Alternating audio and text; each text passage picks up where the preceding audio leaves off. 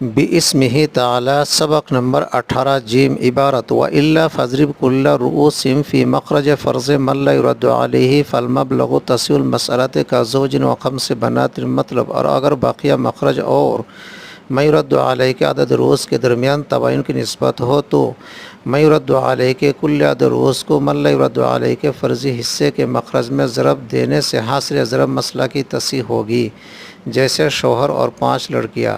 اصل مسئلہ 12 سے ہوا اور رد کا مسئلہ 4 سے۔ شوہر کو 4 کا ربع 1 دے دیا تو باقیہ مخرج 3 اور ما يرد علیہ لڑکیوں کے عدد روز 5 کے درمیان تباین کی نسبت ہے، اس لیے کل عدد روز کو 4 میں ضرب دیا تو حاصل ضرب 20 آیا۔ شوہر کے سہام 1 کو مضروب 5 میں ضرب دیا تو حاصل ضرب تصحیح سے 5 آیا، یہی شوہر کا حصہ ہے۔ لڑکیوں کے سہام 3 کو مضروب میں ضرب دیا تو حاصل ضرب تصحیح سے 15 آیا۔